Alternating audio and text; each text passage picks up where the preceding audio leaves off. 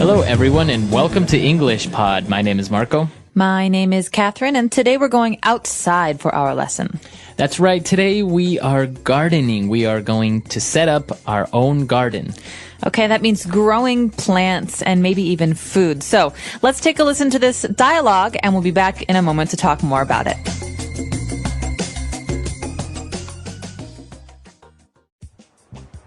I've decided to grow my own garden. What? You don't know the first thing about gardening. On the contrary, I've been reading a lot of books about the subject. Oh yeah? Tell me then, smarty pants. How will you go about setting up your garden? Well, first I need to buy some things such as fertilizer, seeds and tools. What type of tools? You know, the basics. A rake, shovel, spade and a hoe. Right. Well, it seems like you have all your bases covered. What's next? I'll till the soil and then sow the seeds. I'll then add some fertilizer and voila! Gardening all done. Well, good luck with your garden, especially considering we're in the dry season and it won't rain for the next 3 months. All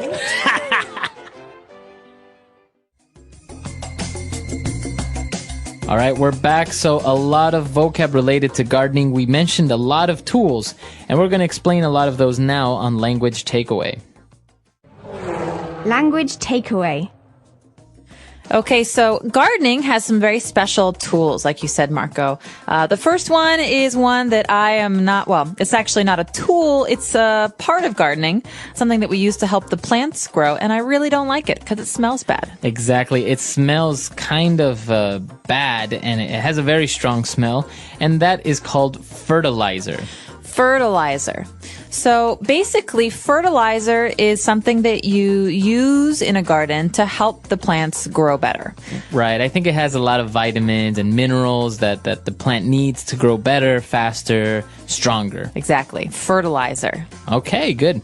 And well, now we're going to mention 4 tools that we use in gardening, basic tools.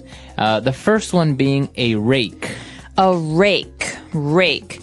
So a rake is actually something that's very common in most houses, especially houses with a yard or a garden. It's not just a gardening tool, but it is something that has a long handle, and we use it to clear the ground of rocks or leaves. Right. So just imagine it's kind of like a big brush for your garden. It collects things, right? Right. It's like a big brush it's pulling things out of the ground or away from the ground, especially in the fall, like October or November, when all the leaves fall off the trees and you have to take them off the grass. You use a rake to pull them. So you use a rake to pull them, and you also call the action of using a rake, you say you rake the garden. To rake. Okay. That's right. So to rake the leaves. I hate raking the leaves. All right. And now the other tool that we have is very common, not only in gardening, but for construction work, for many things. You have a shovel. Shovel. So a shovel is basically a big metal spoon. Right. And you use it to make a hole in the ground. Exactly. So as we say, we use it a lot in gardening to make holes for maybe the plants, but also in construction, if you want to make a hole in the ground and things like this, you use a shovel. And now a smaller version of the shovel that you use only with your hand, this is called a spade. A spade. So this is very small, like you said. And it's actually special because of its shape. A spade has a point. A shovel is round and a spade has a point. And what's interesting, Marco, is it's actually very common somewhere else. In cards. That's right, in cards. So cards have different shapes. One is a heart, one is a diamond. One of them is a spade. So the one that's pointy, that's called a spade, and it's used for digging kind of precision holes. Right, exactly. So maybe you don't want to use a big shovel. If you want to make maybe a small hole in the ground, you would use a spade. And now our last tool has a kind of a funny spelling. It's H-O-E, and it's pronounced hoe. Hoe.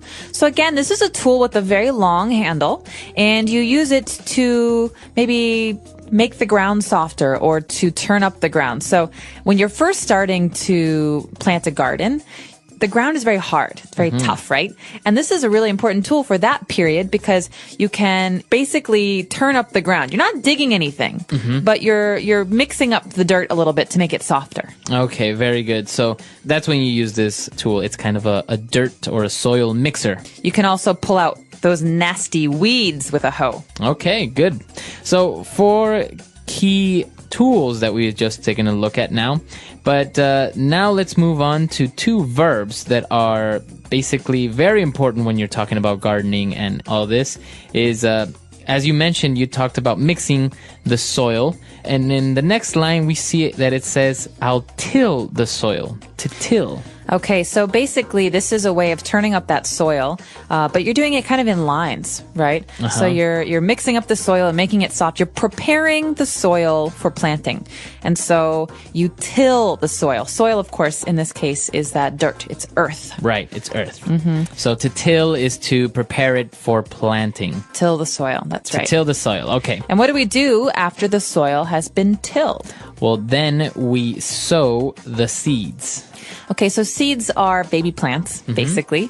And we sow the seeds. When we sow the seeds, we're putting the seeds into the ground. So that's basically planting the seeds. You can say we plant the seeds or we sow the seeds. Okay. And the opposite of sowing? The opposite of sowing is reaping. R-E-A-P, to reap. So we actually have a phrase in English. This is very, very famous, very common. We say, you reap what you sow. You reap what you sow. That's right. So you basically collect what you planted, and that's kind of what you do in life. So we say, if you haven't planted anything good, you're not going to reap anything good. Exactly. It's a very popular phrase. All right. So we've covered a lot of vocab here. Why don't we go back, listen to the dialogue again, and we'll be back with Fluency Builder. I've decided to grow my own garden. What? You don't know the first thing about gardening. On the contrary, I've been reading a lot of books about the subject. Oh yeah? Tell me then, smarty pants. How will you go about setting up your garden? Well, first I need to buy some things such as fertilizer, seeds, and tools. What type of tools? You know, the basics. A rake, shovel, spade, and a hoe. Right. Well, it seems like you have all your bases covered. What's next? I'll till the soil and then sow the seeds. I'll then add some fertilizer and voila, gardening all done. Well, good luck with your garden, especially considering we're in the dry season and it won't rain for the next 3 months.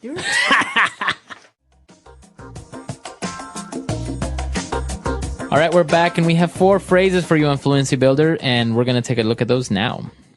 Fluency Builder.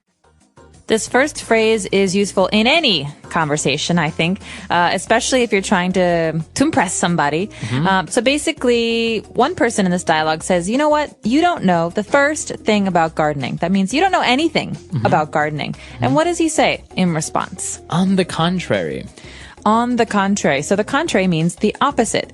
So basically, this means the opposite is true. Right. You're basically saying, I disagree. What you are saying is false. It's actually the opposite.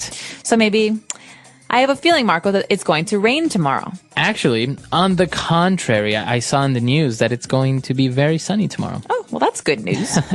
So that's a way of maybe politely disagreeing with someone or saying to someone that, well, you're wrong. It's actually the opposite of what you're saying. Okay. Moving on to our second phrase. It's actually a colloquial way of kind of making fun of someone. When you say, all right, then, smarty pants. Okay, smarty pants. Don't think about this too much. We're not talking about pants, actually. Right. But this is a way of saying, okay, if you're so smart, then tell me that. It's sarcasm. It's sarcasm, exactly. So this person says, oh, actually, I know a lot about gardening. And the other person says, oh, really, smarty pants? So you can actually describe a person in this way. Maybe a person that it thinks they know a lot, or sometimes what you say, a Mr. Know-It-All. You also say it's a smarty pants. Right, so someone who thinks they know a lot, or everything even. Right. Mr. Know-It-All or a smarty pants. All right, and our third phrase is interesting because we have a setup here. When the person says, how will you go about setting up your garden, right? Okay, so to go about doing something.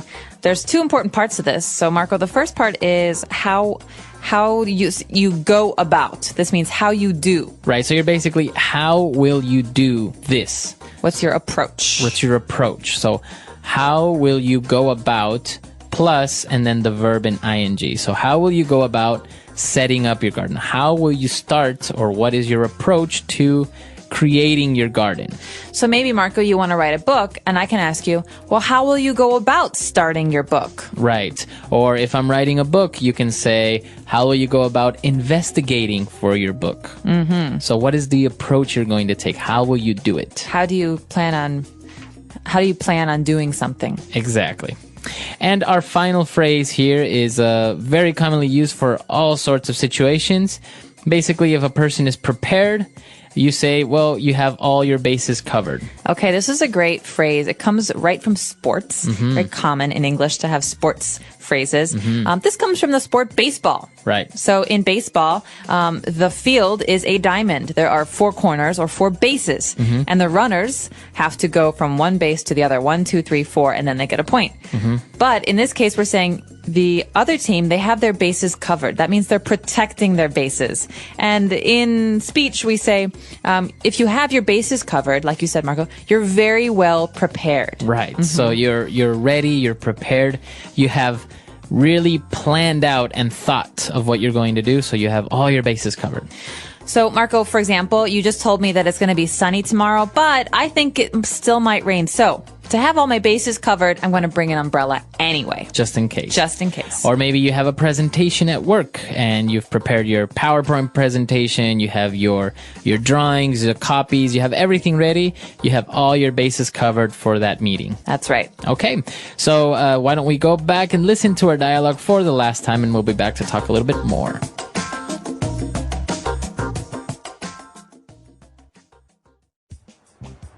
I've decided to grow my own garden. What? You don't know the first thing about gardening. On the contrary, I've been reading a lot of books about the subject. Oh yeah? Tell me then, smarty pants. How will you go about setting up your garden? Well, first I need to buy some things such as fertilizer, seeds, and tools. What type of tools? You know, the basics. A rake, shovel, spade, and a hoe. Right. Well, it seems like you have all your bases covered. What's next? I'll till the soil and then sow the seeds. I'll then add some fertilizer and voila! Gardening all done. Well, good luck with your garden, especially considering we're in the dry season and it won't rain for the next 3 months.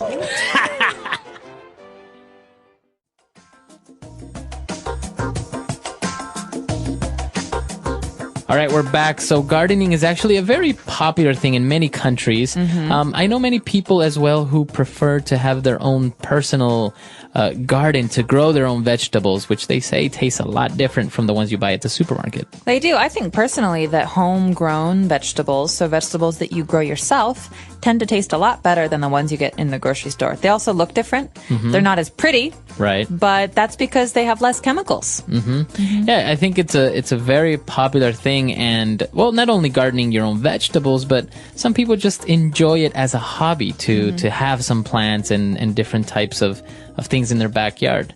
Yeah, many people say it's very relaxing. You get to go outside, you're in the sunshine. It's a very calming activity. Yeah, it seems like it's very relaxing. A little bit boring at times. It's basically you're waiting for your plants to grow. But I imagine that once they do, if you've accomplished it, it must feel great to see that you've actually brought life. I'm sure, like 20 minutes every day, it's not so bad. Yeah. It's actually a very interesting hobby, and we want to know if in your country or in your town, do you have enough space for a garden? Do you like gardening or maybe growing your own food? I think that's a very interesting topic. Yeah, let us know what you think. Do you do this? Do you have friends who garden? Our website is englishpod.com. We hope to see you there. All right. Bye. Bye.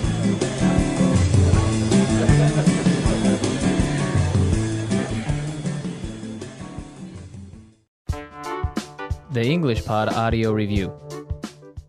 Listen to the meaning, then say the vocabulary word. In opposition to what has been stated. On the contrary. To make ready for use. Set up. A hand implement consisting of a row of teeth. Rake. A tool with a long handle used for lifting and throwing. Shovel. A tool with a heavy metal blade used for digging. Spade. A garden tool that has a flat blade on a long hand. Hoe. Have all the things prepared. Base covered. A person who tries to show he is so smart. Smarty pants. Prepare for growing plants. Till. Something used when something is being presented. Voila. Let's try that faster. In opposition to what has been stated. On the contrary, a tool with a heavy metal blade used for digging. Spade. A hand implement consisting of a row of teeth. Rake. A tool with a long handle used for lifting and throwing. Shovel. To make ready for use. Set up. Prepare for growing plants. Till. A person who tries to show he is so smart. Smarty pants. A garden tool that has a flat blade on a long hand. Hoe. Have all the things prepared. Base covered. Something used when something is being presented. Voila. Now say the word and hear it in a sentence. On the contrary.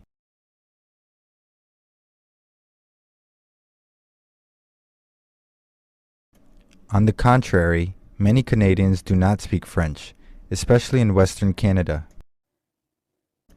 On the contrary.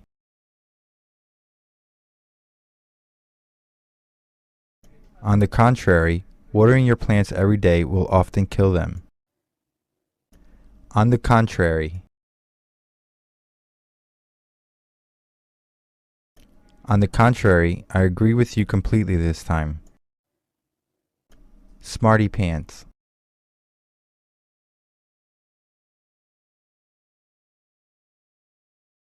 She thinks she's such a smarty pants just because she can remember all 50 states and their capitals. Smarty pants.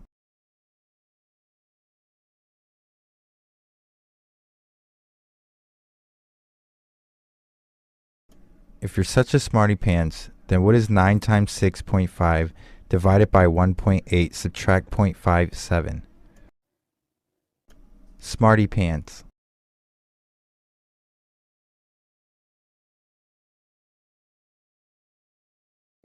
So tell us, smarty pants, what should we do next, since none of our ideas seem good enough for you? Hoe.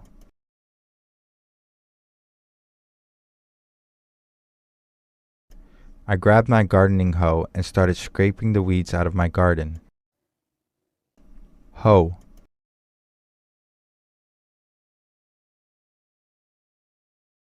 My neighbor always uses a scuffle hoe, but I prefer the heart hoe. Hoe.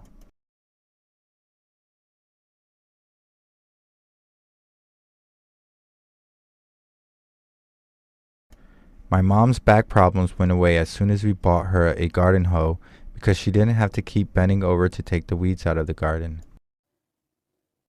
Base covered.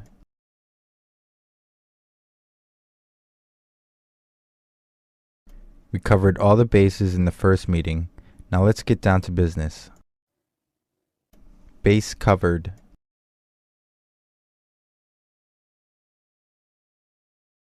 As for financial security, she had all her bases covered. Base covered.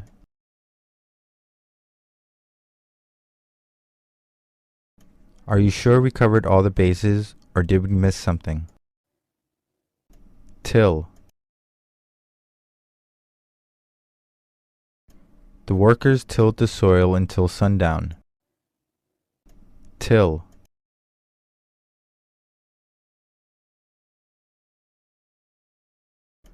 I grabbed my spade, garden fork, and rake and went out to till my garden. Till. It is not good to till your soil more than once or twice per year. Hello, everyone. Welcome to another great lesson with us here at English Pod. My name is Marco. And I'm Erica. And today we're going to be talking about an ER, an emergency room. Exactly. We're bringing you our very own ER drama here at English Pod. Yeah, doctor shows are very popular with people, medical terms and all that stuff. Yeah, so we're going to teach you some words that you might hear commonly in medical shows on TV or in movies. This is really common language in television. Or even at a hospital, right? Well, yeah, but let's hope our listeners don't have to face this. Okay, so let's preview some words in vocabulary preview. Vocabulary preview. All right, so what's our first word? Okay, the first word is CPR. CPR. CPR. So that's pretty easy. What does that mean? Well, it's short for cardiopulmonary resuscitation. Okay. If that means anything to you. Well, cardio is related to the heart. Uh-huh. Pulmonary refers to the lungs. Yep. Resuscitation means to come back to life. Yes. So basically CPR is, you know when someone stops breathing, you put your mouth on their mouth and you breathe inside their lungs? Okay, to give them air. Yeah. Oh, okay. So CPR. That's CPR. Okay. So let's take a look at our next word. BP. BP. So BP is short for Blood pressure. blood pressure. That's Yeah. just the way that doctors use it in the emergency room. Exactly. Pretty simple. Okay, so blood pressure. And our last word, acute respiratory failure. Acute respiratory failure. So what is that exactly? That sounds complicated. Basically, it's really serious that you stop breathing. You stop breathing. Yeah. Okay. So if you go into acute respiratory failure, then the doctor or somebody has to perform CPR. Right. All right, cool. Okay, so we've previewed these three great words. Now let's listen to our dialogue for the first time. It's going to be really fast and you're going to have a lot of drama in it, so don't worry if you don't understand everything. Yeah, we're going to come back and teach you some of the important language.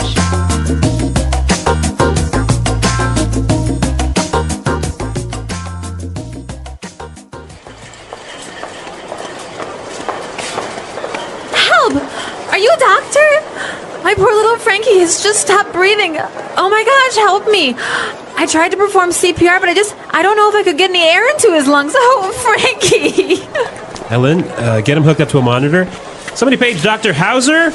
Get the patient hold still. I can't get a pulse. Okay, he's on the monitor. His BP's falling. He's flatlining. No! Frankie! Doctor, do something! Someone get her out of here. Get me the defibrillator. Okay, clear? Again, clear? Come on, damn it, I'm not letting go of you. Clear! I got a pulse. Okay, what's happening? Patient is in acute respiratory failure. I think we're going to have to intubate. All right, tubes in. Bag him. Somebody give him 10 cc's shot of adrenaline. Let's go. People, move, move.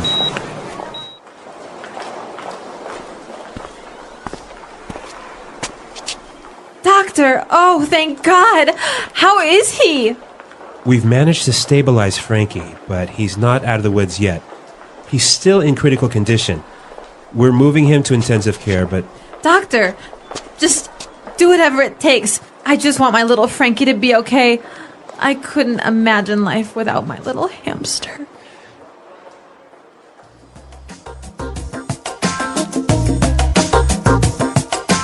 Wow, so much drama over a little hamster. Yeah, a little pet, A hey? little pet, the little hamster. Well, you know what? I can relate to this owner, and I'm going to tell you a little bit more about that later. Yeah, I know you have a really good story about this. Yeah, but in the meantime, let's look at some great language in Language Takeaway. Language takeaway. All right, so let's take a look at our first word. Intubate. Intubate. Intubate. Intubate. So this is a medical procedure. Exactly. When a patient can't breathe properly, sometimes the doctor takes a long tube and puts it into their mouth and down their pipes, I guess, down their breathing tube. Right. So that they can breathe better. Okay, so that's to intubate. Yes. Okay, so once they've intubated the patient, they start to bag him. Yeah, bag him. Bag him. Bag him. Does that mean they like put a bag over the person's head or something? No. So there's a bag attached to this intubation tube, and you squeeze it to put air into the lungs. Okay, so you squeeze this bag and it puts air Yeah. through the tube. I think this is just medical slang. Yeah, I guess backham. Yeah, but you hear it all the time on TV, so it's Right. important our listeners know it. Okay. Let's look at our next word. Critical condition. Critical condition. Critical condition. The patient's in critical condition. This condition means it's serious. Right. If a patient is in critical condition, they're either really, really hurt or really, really sick, and they could die pretty soon. Okay. So you don't want to be in critical condition. No. Let's take a look at our next word. Stabilize. Stabilize. Stabilize. Stabilize. So when the doctors stabilize a patient, they take that patient out of danger. Exactly. When a patient is stabilized, they probably won't die in 5 minutes. Okay. But they could still be really sick. They could be in critical condition, right? But it's under control. Exactly. Okay. Yeah. Stabilize. Let's look at our last word. ICU. ICU. ICU. Intensive care unit. Okay, that's what it means. Intensive care unit. Yep. So that's the place where patients who are in critical condition are taken. Right. So what's the difference between an ICU and a regular room? Well, I don't know. I've never been in one. But I think like patients are monitored regularly. And I think there's, maybe there are more nurses and fewer patients. There's just a higher level of care. A higher level of care. Yeah. Okay. Okay, so it's time for us to listen to our dialogue again. Now try to catch all of these medical terms that we've just talked about, and then we'll come back and explain a few phrases. Help! Are you a doctor? My poor little Frankie has just stopped breathing. Oh my gosh, help me. I tried to perform CPR, but I don't know if I could get any air into his lungs. Oh, Frankie! Ellen, get him hooked up to a monitor. Somebody page Dr. Hauser. Get the patient to hold still. I can't get a pulse. Okay, he's on the monitor. His BP's falling. He's flatlining. No! Frankie! Doctor, do something! Someone get her out of here. Get me the defibrillator. Okay, clear? Again, clear? Come on, damn it, I'm not letting go of you. Clear! I've got a pulse. Okay, what's happening? The patient is in acute respiratory failure. I think we're going to have to intubate. All right, tubes in, bag him. Somebody give him 10 cc's shot of adrenaline. Let's go, people, move, move! Doctor, oh, thank God. How is he? We've managed to stabilize Frankie, but he's not out of the woods yet. He's still in critical condition. We're moving him to intensive care, but... Doctor, just do whatever it takes. I just want my little Frankie to be okay.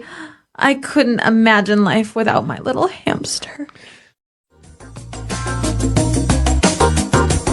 Okay, so there are some really good phrasal verbs in this dialogue. Yeah, a couple of good phrasal verbs. Okay, so let's take a look at these phrasal verbs in putting it together. Putting it together. All right, so what's our first phrasal verb today? Hook up. Hook up. Hook up. So to hook up. So when we talk about hooking something up, we are usually talking about electronics, right, Marco? Yeah, you usually hook up your TV or Yeah. your computer. Yeah. So why don't we listen to some examples of how we would use hook up? Example 1. I finally got a Nintendo Wii. Come on, help me hook it up to the TV. Example 2. I don't know how to hook up this new DVD player. Can you help me? Example 3. I just hooked up my new HD TV. Want to come over and watch a movie? Great. So you can see that there are a few different variations of this pattern here with the word hook up because it's a phrasal verb. Exactly. And I think the same patterns can apply to our next phrasal verb. Hold still. Hold still. Hold still. Hold still. So the doctor needed the patient to hold still. Right. To stop moving. Stop moving. Exactly. Okay, let's listen to some more examples of hold still because, again, it's a really great phrasal verb that you can change up a little bit. Example 1.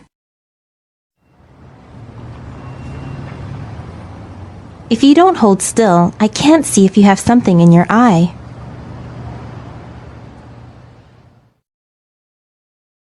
Example 2. Hold still while she cuts your hair, or else she might make a mistake.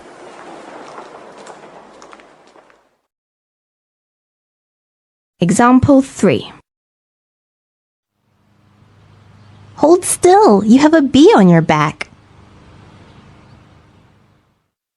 Okay, hold still. Great word. Yep. All right, one final phrase for you. Out of the woods. Out of the woods. Out of the woods. Out of the woods. So when someone's out of the woods, they're Free from danger. safe. Okay, safe. Yeah. I guess it's kind of a saying. Yeah. Like, I'm out of the woods. Yeah. I'm Yeah. free. I'm safe. I guess there are two variants of this phrase. We can say, I'm out of the woods, or we're out of the woods, or I guess we're not out of the woods yet. Uh-huh. Yep. So, okay. Out of the woods. Okay, so now it's time for us to listen to our dialogue again. And when we come back, Eric is going to tell us about her ER story.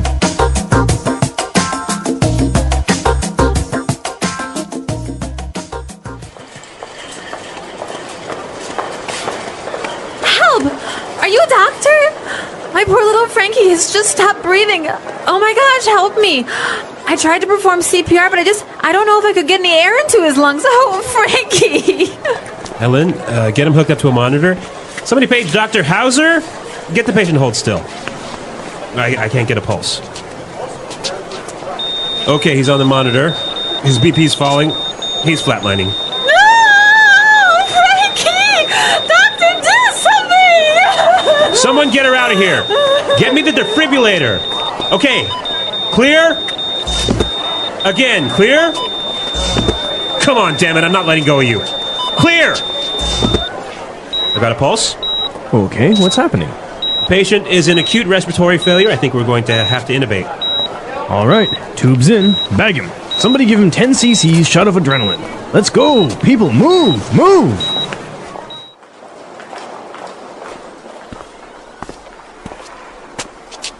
Doctor, oh, thank God. How is he? We've managed to stabilize Frankie, but he's not out of the woods yet. He's still in critical condition. We're moving him to intensive care, but... Doctor, just do whatever it takes. I just want my little Frankie to be okay. I couldn't imagine life without my little hamster.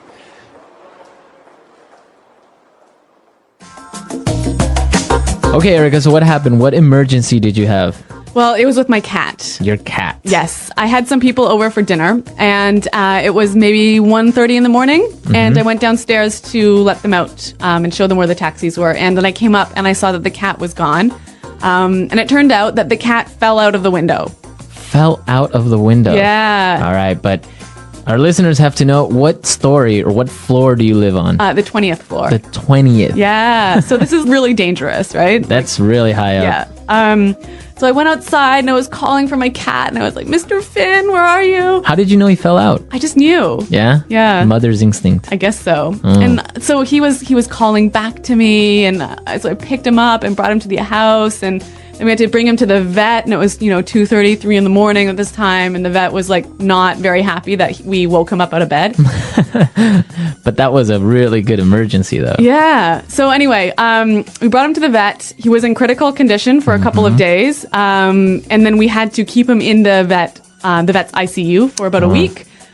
He broke his back. He broke two of his legs. Wow. Yeah, and so he was in the hospital for 3 weeks, and then at home on bed rest for another 3 weeks. Wow. But now he's good as new. Good as new. Yeah. He used up one of his 7 lives. Yes. 9 lives. Nine. Yeah. I think maybe 8 of his 9 8. lives. He's only got one left. Yeah. Wow, that's an interesting story. I guess that's the inspiration under this dialogue. Exactly. Sometimes we Anglos really treat our cats and our hamsters and our dogs like they're our children. Yeah. No, that's good. Yeah. Well, I'm glad Mr. Finn is okay and he's walking and good as new. Yep, good as new. So maybe our users have some stories about their pets Yes. being taken to the hospital. I want to hear. Yeah, that should be interesting. I've never had a pet actually break a leg or anything, so I don't have any pet stories this time. I'm Tom, and I'm happy you're here. In this episode, I speak slowly. I use clear, simple words. And I repeat ideas so you can shadow my voice, practice your speaking, and build your confidence step by step. Today, we will talk about how to describe your day in English. Not just short sentences, but full ideas. What do you do in the morning? What happens in your afternoon? What is your evening routine like? By the end of this episode, you will be able to talk about your day in English using clear and natural sentences. Let's begin. Why is it important to practice talking about your day in English? It's important because your day is real. It's something that happens to you every day. You know it well. You don't need to search for words or ideas. You don't need to talk about history, science, or politics. You just need to talk about your life. You can say what time you wake up, what you eat for breakfast. You can say if you go to work or stay at home. You can say how you feel, tired, busy, happy, or relaxed. And here's the best part. When you describe your own day, you're practicing real English, useful English, English that you can use with other people in real life. You don't need to be perfect. You just need to try. When you talk about your day, you begin to think in English. You begin to speak more naturally. You use simple, complete sentences. You stop translating in your head. And you feel more confident when speaking. Let's take an example. Imagine you are meeting someone new. They ask, "What did you do today?" What did you do today? If you've practiced talking about your day before, you can answer. You can say, "I woke up at 7. I went to work. I had coffee and answered emails. In the evening, I made dinner and watched TV." Now, that's a full conversation. That's real communication. And that is your goal. Even if you are alone, even if you're not in an English class, even if you are shy, you can still practice speaking English by talking about your day. So, whenever you don't know what to say, start with something simple. What did I do today? What time did I wake up? What did I eat? Where did I go? What did I do in the evening? These are good questions. They help you remember vocabulary. They help you build strong English habits. They help you think in full sentences without stress. You can do this in the morning to talk about yesterday. You can do this in the evening to review today. You can even record yourself and listen back. The key is to keep it simple. Use the English you know. Don't worry about mistakes. Just speak. And the more you practice, the easier it becomes. 1 sentence today, 2 sentences tomorrow, a whole story next week. So today, Let's build that skill together, step by step, word by word, one real sentence at a time. Okay, let's start at the beginning of the day, the morning. Morning is a very important part of your day. It sets the mood. It gives you energy.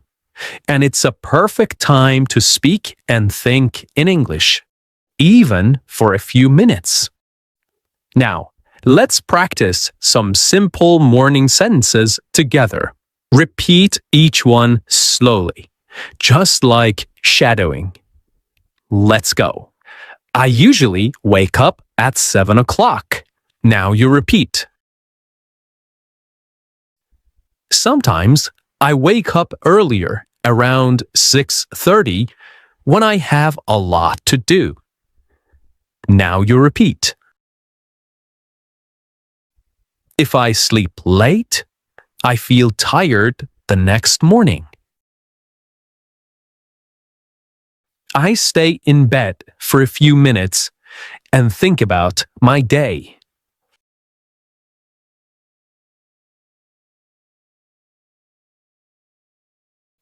I like to take a deep breath and stretch my arms and legs. Then I sit up slowly and get out of bed. I walk to the bathroom and brush my teeth. I brush slowly and carefully for 2 minutes.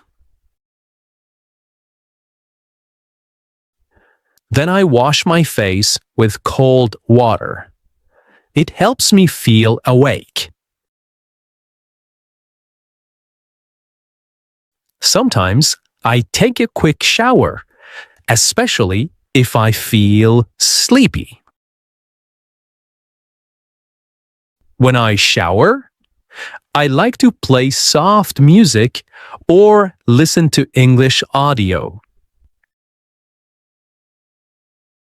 After my shower, I dry off and put on my clothes. I try to wear something clean and comfortable. Sometimes I wear jeans and a t-shirt. If I have a meeting or class, I wear something more formal. Next, I go to the kitchen and prepare my breakfast. I usually eat something simple, like toast, eggs, and fruit. Sometimes I have cereal with milk and a banana. If I have more time, I make an omelette or oatmeal. I like to eat slowly so I can enjoy my food.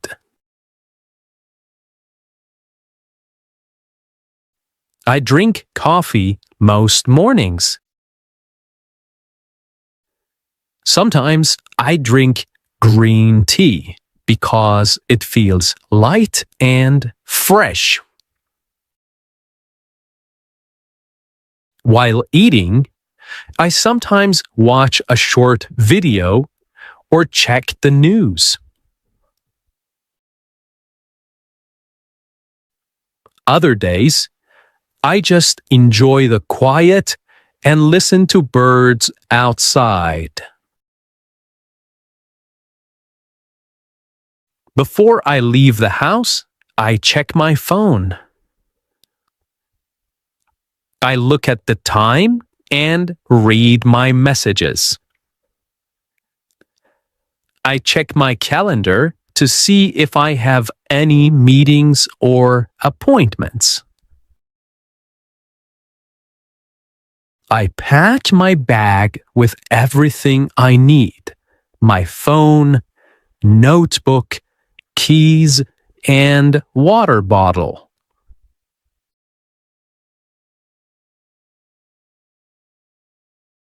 Then I put on my shoes and go out the door.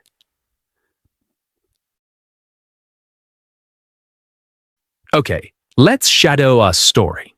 My morning routine. In this part, I will tell you a short story about my morning. You can listen, then shadow each sense. You can pause after each line to repeat it slowly. Are you ready? Let's begin.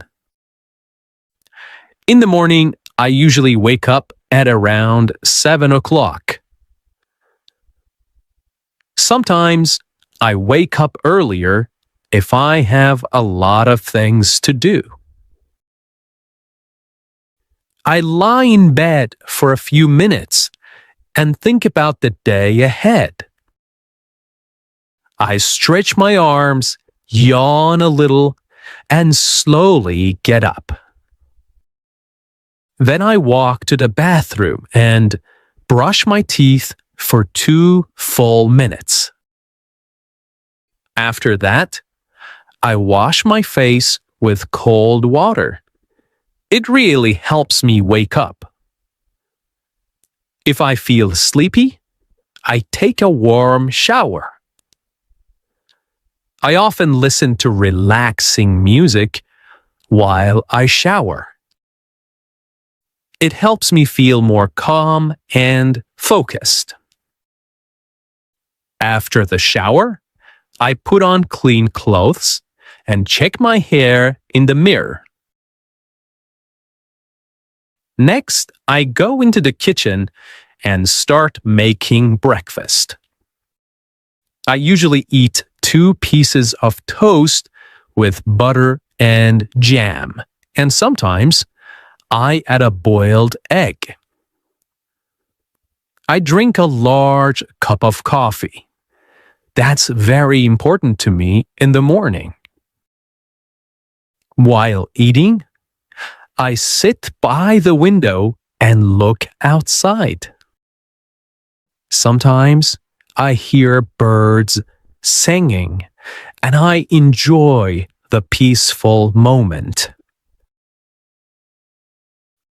Before I leave the house, I check my phone. I look at the time, my to-do list, and my schedule for the day. Then I prepare my bag. I make sure I have everything: my phone, my wallet, my notebook, and sometimes a snack.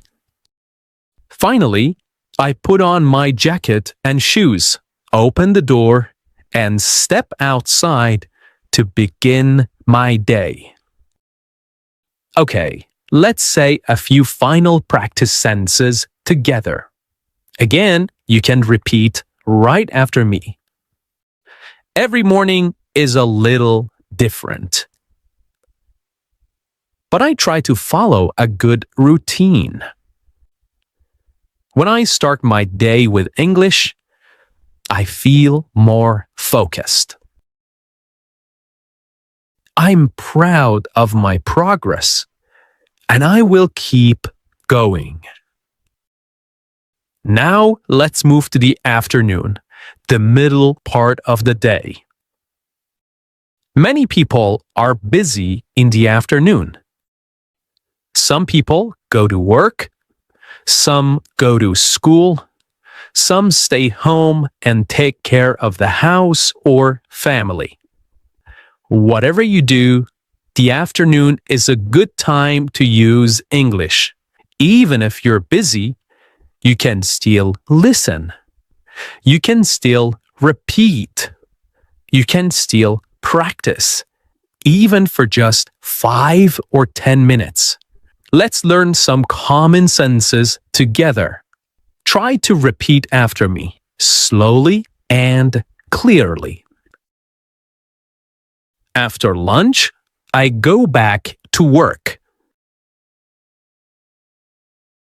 Sometimes I feel a little sleepy after I eat.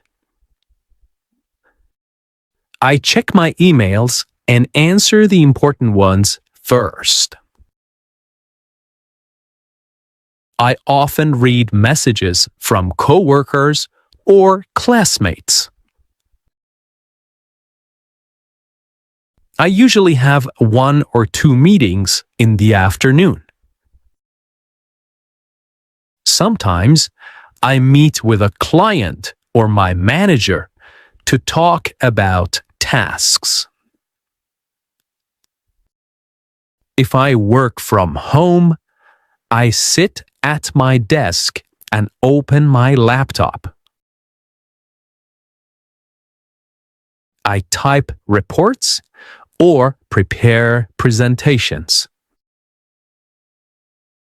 I also look at my calendar to see what I need to do next. I like to keep my desk clean and organized. It helps me think clearly. I usually take a short break around 3 o'clock. I make a cup of tea or drink some water.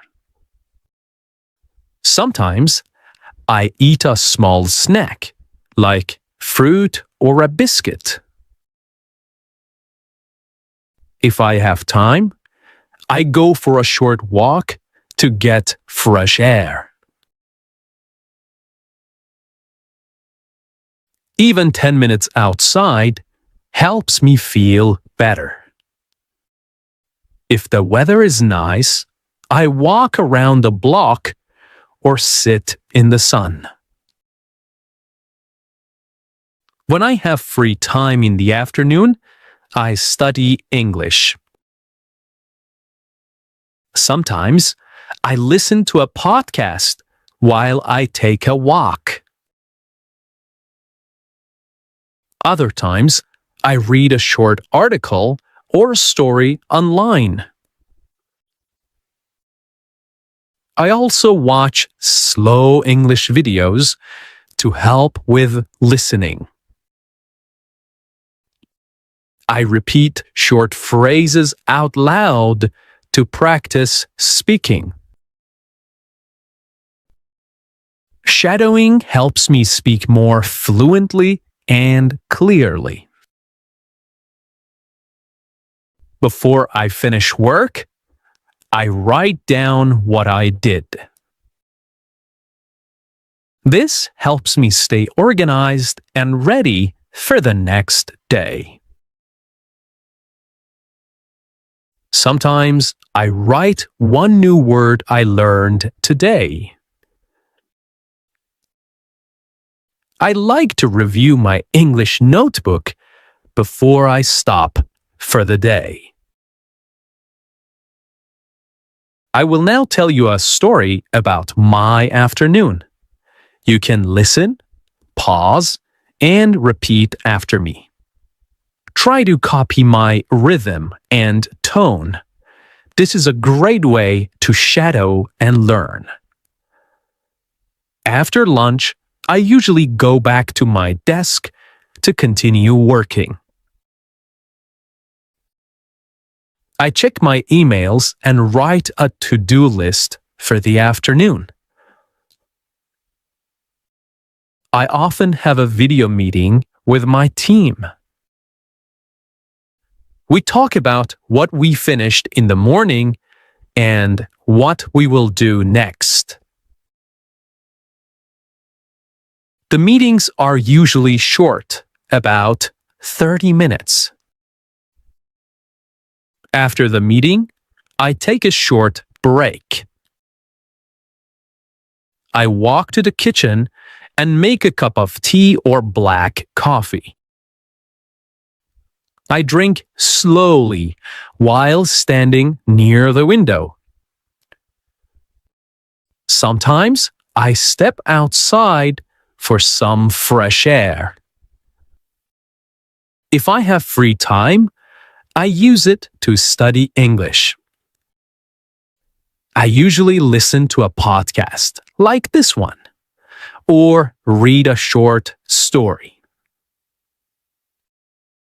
Sometimes I watch a video where the speaker talks slowly. I pause the video and repeat the sentences. This is shadowing.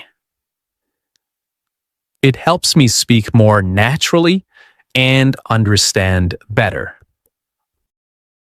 Before I stop working for the day, I write down a short summary of what I did. I also write one sentence in English to describe how I feel.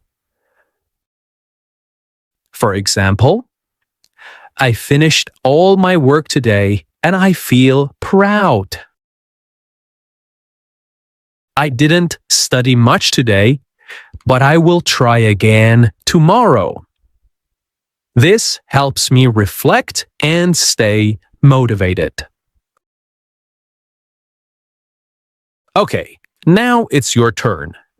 You can pause this episode for a moment. Try to talk about your afternoon, just like I did. What do you usually do after lunch? Do you go to work? Do you go to class? Do you stay at home and rest or study? Use short sentences. It's okay if it's just 3 or 4 lines. The goal is to speak, not to be perfect. Okay, let's try some sentence starters together to help you speak. I will say the beginning of the sentences and you try to complete them, okay? In the afternoon, I usually... very good. After lunch, I like to... Good job. Sometimes I feel... Well done. I usually take a break at... Perfect. Before the afternoon ends, I... Very good. Okay. The evening and night. Evening is a special time. A time to relax and review the day. Let's repeat some useful sentences.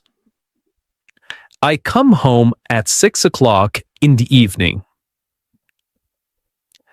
I take off my shoes and sit down for a few minutes to rest. I sometimes watch the news or listen to music to relax. I cook dinner or I order food if I feel tired. I eat dinner at the table with my family. We talk about our day and share stories. After dinner, I clean the kitchen and wash the dishes. Sometimes, I go for a short walk after dinner. Before bed, I read a book or listen to calming music. I take a shower and brush my teeth. I go to bed around 10:30 or 11. Okay, you have just listened to my full routine. Now I want you to speak about your day. Here's how you can do it. First, think about your day. What time do you wake up? What do you eat for breakfast? Do you work, study, take care of the house? What do you do in the afternoon? What does your evening look like? What do you do before bed? You can speak about today, or you can talk about a typical day, a normal day. Great work today. You listened to a full diary routine. You practiced new vocabulary. You repeated full sentences.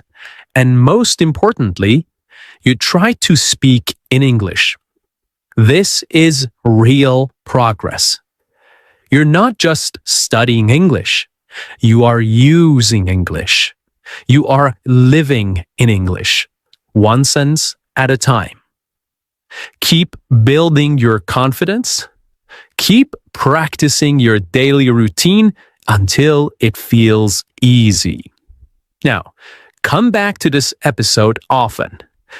Listen again, shadow again, and each time add more to your story.